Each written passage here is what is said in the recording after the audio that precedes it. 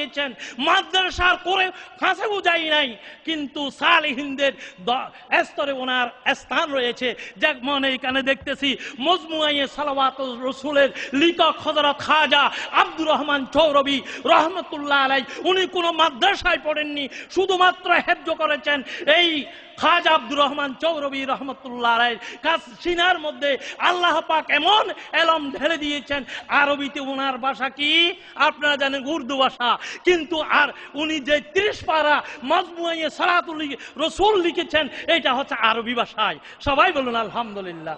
এমন লিখেছেন আলেমেরা পর্যন্ত যে এখানে অবাক হয়ে যাচ্ছে।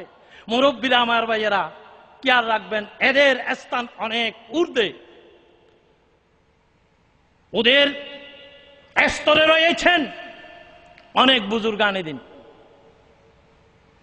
আমরা শুধু বিশ্বাস করি না, ওলিয়া ইকরামগণ, আমি বলবো যে সিয়াসিত্তার মুসান্নিফগণ রয়েছেন, রাবিগণ রয়েছেন, যাদের নাম আমরা জিকির করেছি, যাদের নামে যারা হাদিস বর্ণনা করেছেন, যারা হাদিস লিখেছেন, তারা যুগে যুগের শ্রেষ্ঠ গৌসুল আজম থেকেও অনেক ঊর্ধ্বে তাদের পজিশন।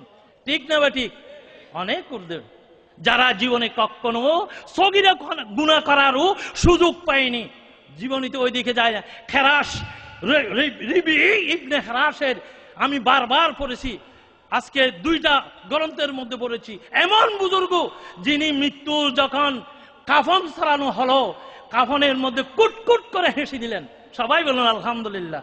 ওনার ভাই জিজ্ঞাসা করলেন, ভাই জীবনে তো তোমাকে হাসতে দেখিনি, তুমি এখন মৃত্যু অবস্থায় হাসছো কেন? সবাই অবাক হয়ে গেল।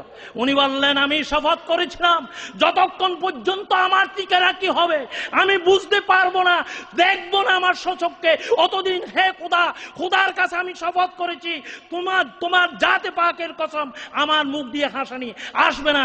আমি যখন খাড়ে সরেছি এখন দেখতেছি আমার জন্য হুর ও গালমান অপেক্ষা করতেছে, ওই জন্য আমি হাসতেছি। সবাই বলুন আলহামদুলিল্লাহ। এমন ব্যক্তিদের নাম আমরা জিকির করেছি। ইয়া রাসূলুল্লাহ। মুরব্বী আমার ভাইয়েরা, একজন আলেমের কথা যেটা ওয়াহাবি আমরা বলি, আশরাফ আলী থানভী রিসালায়ে আল খা, ওনার কিতাবে লিখতেছেন, একজন সৈয়দ সাহেব বুজুর্গ ব্যক্তি, মাদ্রাসায় লেখাপড়া করেনি, সামান্যটুকু শুধু মাদ্রাসায় লেখাপড়া করেছেন, ওই আল্লাহর রহমত তার কাছে আছে।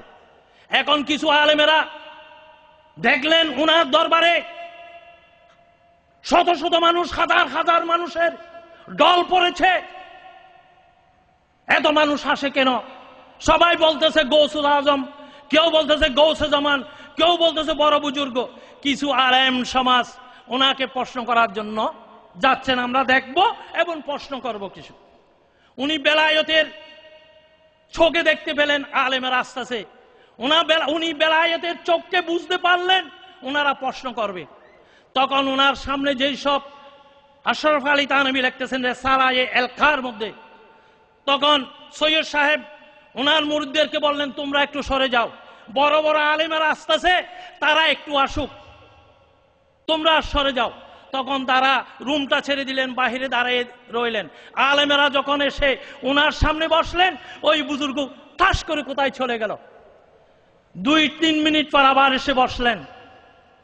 বসার পর আলেমদের সাথে মুসাফা করে সালাম করে জিজ্ঞাসা করলেন, আপনারা প্রশ্ন করুন। দেখলেন ওনাকে আলেমেরা প্রশ্ন করা আরম্ভ করল।